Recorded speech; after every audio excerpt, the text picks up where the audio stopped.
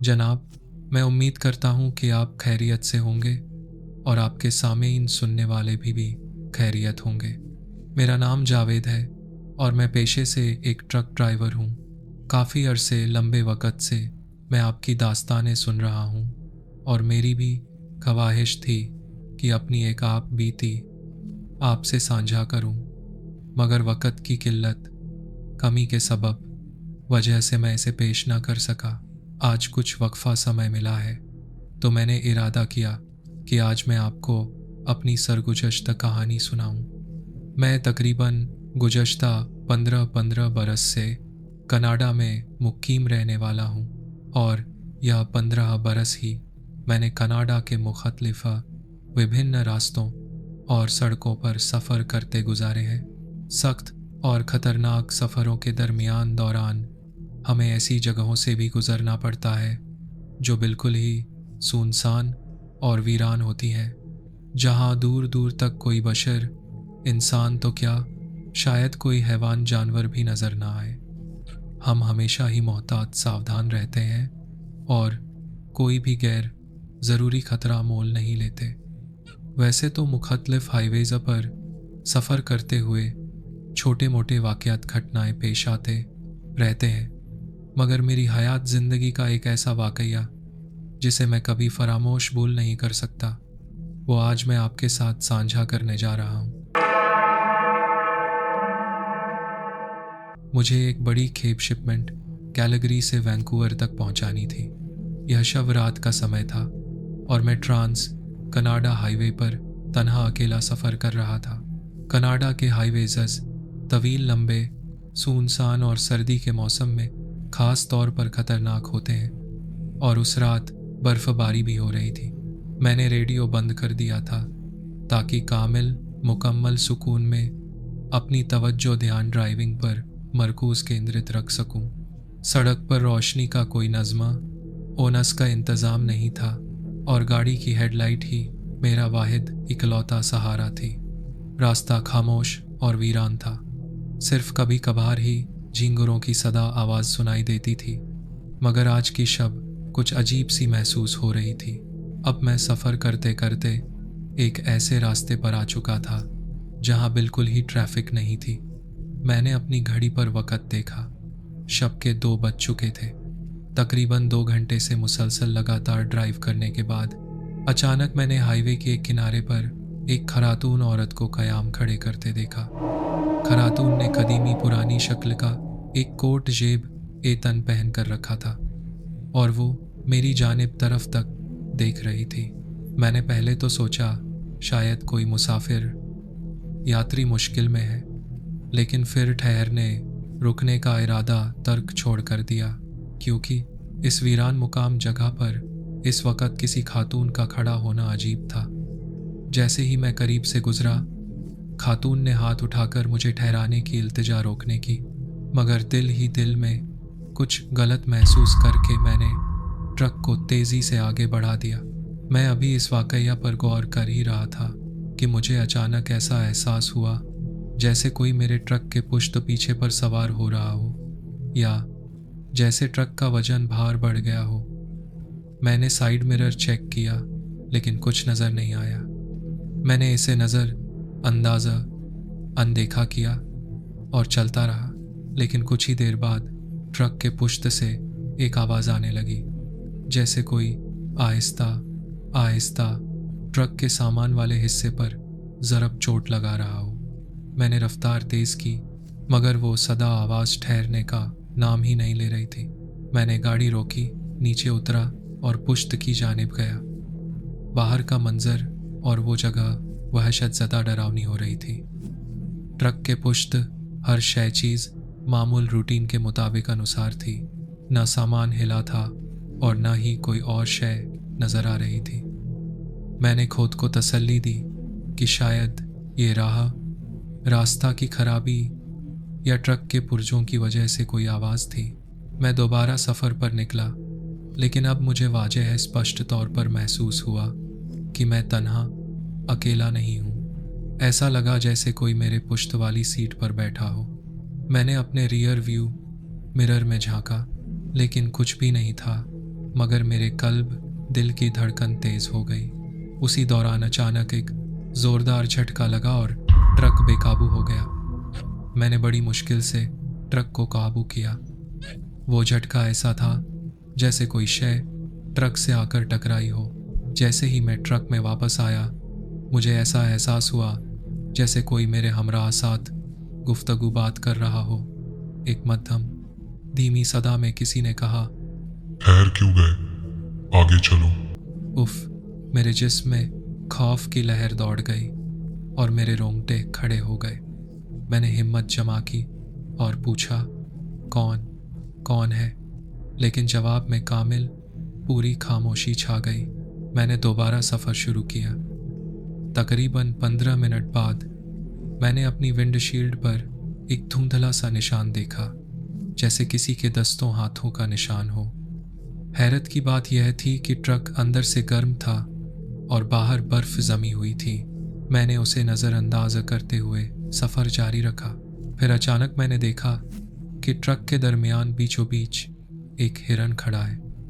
मैंने फौरन ब्रेक लगाई और हॉर्न बजाया, लेकिन वो अपनी जगह से टस से मस भी न हुआ।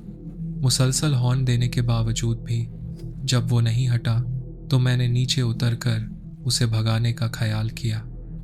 लेकिन जैसे ही मैं ट्रक से नीचे उतरा और आगे की जानिब देखा तो वहाँ पर कोई हिरण नहीं था।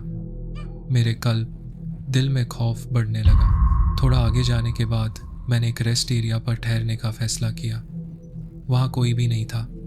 ट्रक में वापस आकर मैंने म्यूज़िक सुनने के लिए रेडियो ऑन किया, लेकिन रेडियो में भी सिग्नल नहीं थे और साया साया की सदा आ रही थी। उसमें एक अजीब सी सदा सुनाई दे रही थी, जैसे कोई किसी दूसरी ज़बान में गुफ्तगू बात कर रहा हो। मैंने परेशान होकर रेडियो बंद कर दिया, लेकिन रेडियो खुद ब खुद अपने आप चलने लगा। इस बार सदा बहुत वजह स्पष्ट थी, जैसे कोई कह रहा हो, यह मुकाम जगह छोड़ दो। मैंने जल्दी से रेडियो की तार खींच ली और ट्रक में खामोशी छा गई। मैंने अपनी रफ्तार तेज़ कर दी, लेकिन कुछ ही देर बाद मुझे हाईवे पर गहरी धुंध छाई हुई नजर आई कि अचानक धुंध में से एक बशरी इंसानी शक्ल नुमाया उभरी हुई। मैंने फौरन ब्रेक लगाई, लेकिन ट्रक किसी शय चीज से टकराया। मैं हिम्मत करके नीचे उतरा और सामने जाकर देखा, लेकिन वहां ना तो कोई बशर था और ना कोई निशान। मैं फौरन ट्रक में वापस आया और दरवाज़ा कुफल लॉक कर लिया। मैंने ट्रक स्टार्ट किया, लेकिन इसने चलने से इनकार कर दिया। अचानक मैंने ट्रक के बाएं जानिब किसी को कयाम करते देखा। मुझे ऐसा एहसास हुआ कि यह वही खातून है जो अव्वल हाईवे के किनारे खड़ी थी। मैंने फौरन सीट के नीचे से टॉर्च निकाली और बाहर की जानिब रोशनी डाली, तो देखकर मेरे रोंगटे खड़े हो गए, क्योंकि वहाँ कोई भी नहीं था। फिर मैंने ज़ुरत हिम्मत करते हुए इंजन चेक करने का फैसला किया। इंजन के करीब पहुंचकर मैं हैरत में पड़ गया। इंजन के ऊपर बर्फ जमी हुई थी, हालांकि यह बिल्कुल गर्म होना चाहिए था। जैसे ही मैं इंजन को चेक कर रहा था, मुझे एक मध्यम सी सरगोशी सुनाई दी, यहाँ से चले जाओ। मेरा फ़ोन भी काम नहीं कर रहा था, तो मैंने फैसला किया कि मैं ट्रक से बाहर निकलकर हाईवे पर पैदल चलने लगा, ताकि किसी करीबी रेस्ट एरिया में इमदाद मदद की जुस्तजू तलाश कर सकूं। जैसे ही मैं चंद कुछ कदम चला, मुझे पुश्त से किसी के कदमों की सदा सुनाई दी, लेकिन वहाँ कोई भी नहीं था। मैं अपनी रफ्तार तेज़ कर दी और कदमों की सदा भी तेज़ हो गई। जैसे ही मैंने कुछ फासले पर एक रोशनी देखी, मुझे मालूम हुआ कि यह कदीमी शक्ल की एक लालटेन थी जो ज़मीन पर रखी हुई थी और वहाँ कोई भी मौजूद नहीं था। जैसे ही मैंने लालटेन को उठाने की कोशिश की, वो अचानक बुझ गई। मैंने पुश्त मुड़कर देखा तो दूर एक साया मेरी जानिब बढ़ रहा था। मैं फौरन भागने की कोशिश की, लेकिन मेरी टांगें जैसे जम गई थी। फिर अचानक सड़क के किनारे झाड़ियों से एक बच्चा निकलकर मेरे सामने खड़ा हो गया। वो आहिस्ता से बोला, आप कहाँ जा रहे हैं? यहाँ ठहर जाओ। तो मेरे जिस्म में खौफ की एक लहर दौड़ गई। मैंने अपनी जेब से एक सूरह यासीन की एक छोटी सी किताबचा निकाला और पढ़ना शुरू की। जैसे ही मैंने यासीन पढ़ना शुरू की, इर्द गिर्द की फिजा माहौल में थोड़ी सी हरारत, गर्मी महसूस होने लगी और मुझे कदमों की सदाएं आना बंद हो गई। फिर मुझे हाईवे के किनारे एक बोर्ड नज़र आया, इमदादी मरकज़, हेल्प स्टेशन 2 किलोमीटर। मैं फ़ौरन उस सिमत चलने लगा, लेकिन जैसे ही मैं बोर्ड के करीब पहुंचा, सड़क के किनारे से एक धुआं सा निकल रहा था और एक खौफनाक सदा गूंजने लगी, यहाँ से वापस चले जाओ। धुंध आहिस्ता आहिस्ता हटने लगी और हाईवे के किनारे मुझे एक और ट्रक की रोशनी नजर आई। मैंने इमदाद के लिए हाथ हिलाया और वो ट्रक मेरे करीब आकर ठहर गया। ट्रक से एक शख्स उतरा। मैंने मुखत्सरन संक्षेप में सारी बात पेश की। वो शख्स बोला, यह इलाका खतरनाक है, यहाँ लोग अक्सर गुम हो जाते हैं। मैं आपको अपने हमराह ले चलता हूँ। मैंने हिचकिचाते हुए इसकी पेशकश कबूल स्वीकार की, लेकिन जैसे ही मैं ट्रक में बैठा, मुझे एक अजीब सा एहसास हुआ कि कुछ तो दुरुस्त नहीं है। कुछ देर बाद ड्राइवर ने अचानक ट्रक ठहरा दिया और कहा, मुझे लगता है कि हमसे कुछ टकराया है। हालांकि मुझे कोई झटका महसूस नहीं हुआ था। हम दोनों नीचे उतरे और पुश्त की जानिब गए, लेकिन वहां कुछ भी नहीं था। ट्रक दोबारा चल पड़ा, लेकिन इस बार मैंने महसूस किया कि ड्राइवर की तवज्जो सड़क पर नहीं है। अचानक ट्रक की हेडलाइट ने सड़क के किनारे एक बशरी शक्ल को मुनव्वर रोशन किया, जो बेहरकत कायम खड़ी थी। ड्राइवर ने फौरन ब्रेक लगाई, लेकिन वो शय अचानक गायब हो गई। राह में मैंने अपने पुश्त वाली खिड़की से बाहर झांका और देखा कि एक साया ट्रक के पुश्त आ रहा है। मैंने खौफज़दा होते हुए ड्राइवर को कहा कि कुछ हमारे पुश्त है। ड्राइवर ने रियर व्यू मिरर में देखा, लेकिन उसे कुछ नज़र नहीं आया। मैंने कांपते हुए कहा कि आप देख नहीं रहे, वो हमारे बहुत करीब है, लेकिन ड्राइवर ने कहा कि मुझे कुछ भी नज़र नहीं आ रहा। कुछ देर बाद साया गायब हो गया, लेकिन अचानक ट्रक की रफ्तार खुद सुस्त होने लगी, जैसे किसी ने ब्रेक लगा दिया हो। मैं और वो ड्राइवर दोनों खौफज़दा हो गए थे। मैंने ड्राइवर से कहा कि कहीं मत ठहरना, खवाह चाहे कुछ भी हो जाए। हम तेज़ी से चलते रहे।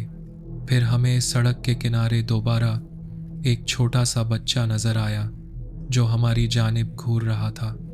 फिर ट्रक की छत से किसी के चलने की सदा आने लगी, मगर मैं कुरान पाक की तिलावत पाठ करता रहा और सुबह की हल्की फुल्की रोशनी हो रही थी।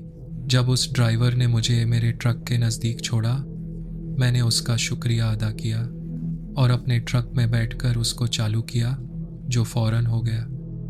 जब मैं वैंकूवर पहुंचा तो मैंने एक मैकेनिक से अपने ट्रक की कामिल जांच करवाई।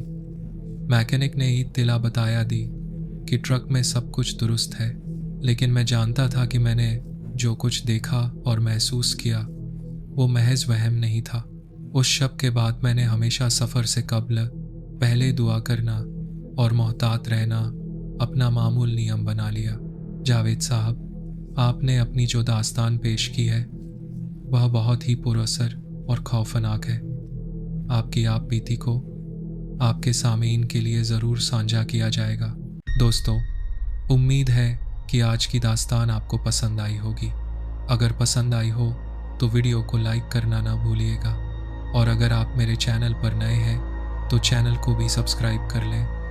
बेल आइकन प्रेस करके ऑल का नोटिफिकेशन चालू कर लें। इससे यह होगा कि आप मेरी खौफनाक ख़ानदान फैमिली का हिस्सा बन जाएंगे। अपना बहुत ख्याल रखिएगा, दुआओं में याद रखिएगा। मुझे इजाज़त दीजिए, मिलते हैं किसी और दिलचस्प दास्तान में। खुदा हाफिज़।